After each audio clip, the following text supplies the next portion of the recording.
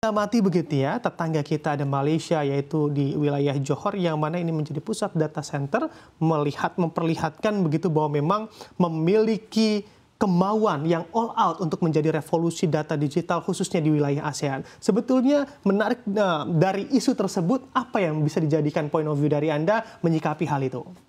Ya, sebetulnya di Indonesia sendiri kan kita juga melihat bahwa untuk digital business ini mulai dari e-commerce, kemudian fintech ya, dan edutech itu sudah kelihatan itu berkembang berkendak ke arah yang positif. Namun menurut penilaian skalanya masih belum terlalu besar di sana itu. Nah ini yang harus dicermati dalam hal ini, dan saya rasa ya kalau sekarang dengan pendekatan apa permasalahan yang terjadi, kelihatannya ya kita bisa menggunakan satu ungkapan yang lebih populis sekarang ini, ekosistemnya kurang menarik. Ya, saya rasa itu yang harus diperhatikan oleh kita semua, khususnya dari pemerintah di dalam hal ini. Kenapa di Johor tadi itu bisa begitu sukses? Ya, saya rasa ekosistem di sana itu baik. Ya, ekosistem tentunya menyangkut masalah regulasi, ya kan? Kemudian kesiapan daripada sumber daya manusianya, ya, kemudian teknologinya di sana itu. Tetapi menurut saya teknologi ini kan bisa kita akuisisi lah ya di sana itu ya. Tapi yang paling penting dalam hal ini adalah yang harus bergerak dulu, saya rasa harusnya pemerintah Pak dalam hal ini. Regulasinya menentukan di sana. Oke, ekosistemnya belum sebaik itu begitu ya apabila dibandingkan dengan negara tetangga. Nah, melihat ekosistem yang belum terlalu baik, Anda katakan tadi ada di sisi regulasi, apakah ini juga memberikan perlambatan tersendiri atau ketakutan, kekhawatiran tersendiri khususnya bagi investor asing dalam berinvestasi di sektor digital tanah air kita, Pak Ali?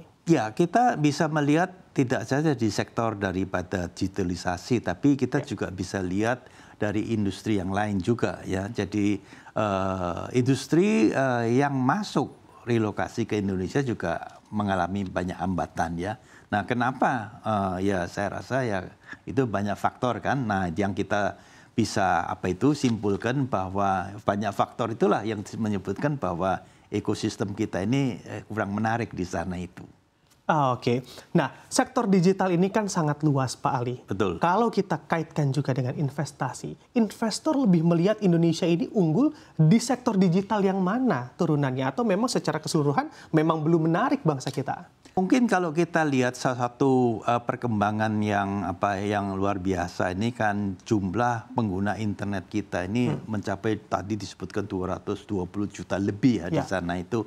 Itu kan tanpa ada satu dorongan ya, tapi itu mungkin lebih bisa dilihat daripada kebutuhan daripada konsumen ya. Konsumen tahu bahwa itu bermanfaat bagi mereka sehingga mereka semuanya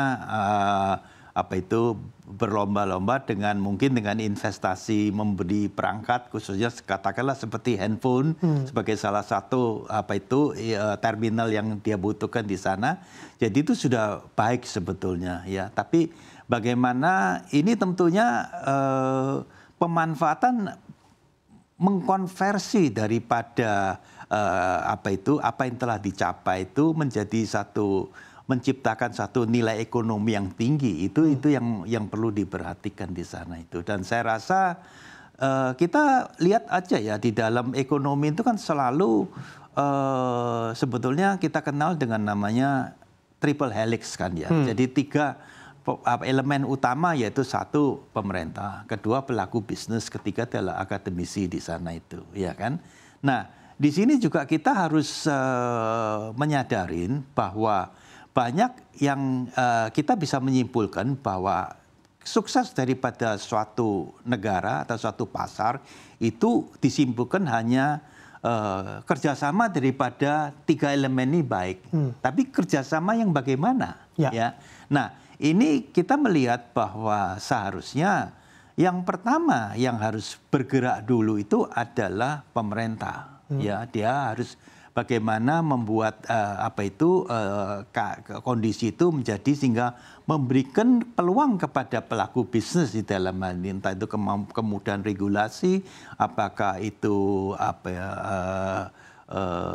dia bisa membawa teknologi, mengadopsi teknologi, dan yang terpenting itu akhirnya bisa menjadi nilai ekonomi kan di sana itu. Betul. Nah, sedangkan akademisi itu adalah seharusnya mereka berperan bagaimana mengoptimalisasi di dalam ini. Setelah berjalan, dialah yang paling berperan di dalam hal itu mengatur optimal. Tapi kita kemungkinan tuh jalannya bisa terbalik begitu ya.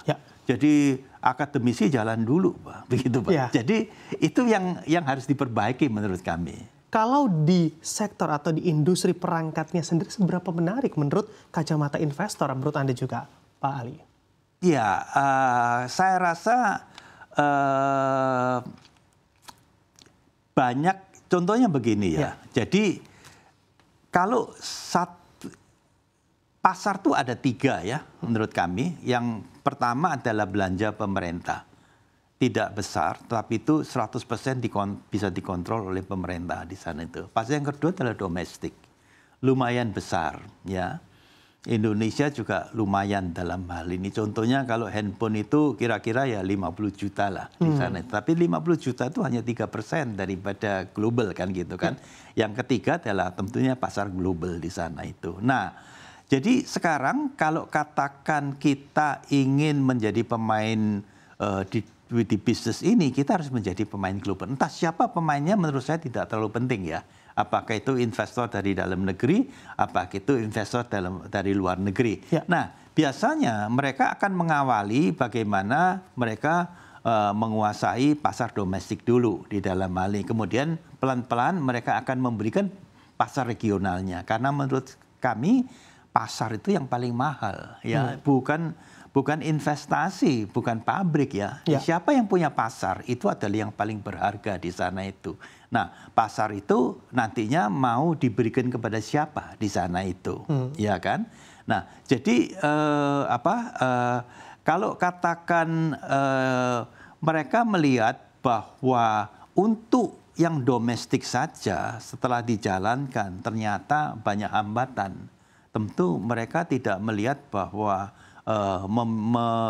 menggunakan Indonesia sebagai tempat untuk produksi, untuk melayani regional atau global, tentu tidak akan menjadi pilihan mereka kan gitu kan. Nah, ini seperti terlihat bahwa pada saat terjadi relokasi geopolitik, kita tidak terpilih.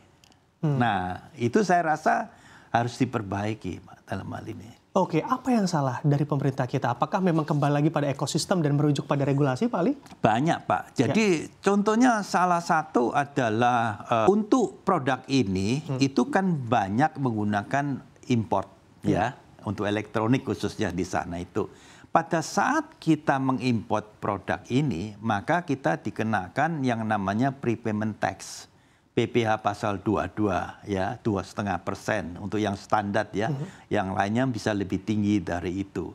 Nah, itu kita harus membayar prepayment itu kepada pemerintah dalam hal ini. Nah, kemudian kalau katakan profit kita itu jauh lebih kecil daripada prepayment itu, dan biasanya untuk yang industri semacam gini memangnya antara profit yang didapatkan dibandingkan dengan deposit daripada prepayment itu lebih besar dari prepayamentnya di sana. Nah, di akhir tahun biasanya akan dilakukan satu restitusi di sana itu. Nah, waktu mau restitusi karena mengambil balik uang dari pemerintah itu harus dilakukan namanya audit di sana itu. Nah, audit ini yang biasanya banyak masalah lah ya, yang mungkin tidak bisa saya sampaikan di sini, sehingga banyak yang mengatakan bahwa kembalinya tidak bisa 100% di dalam ini dan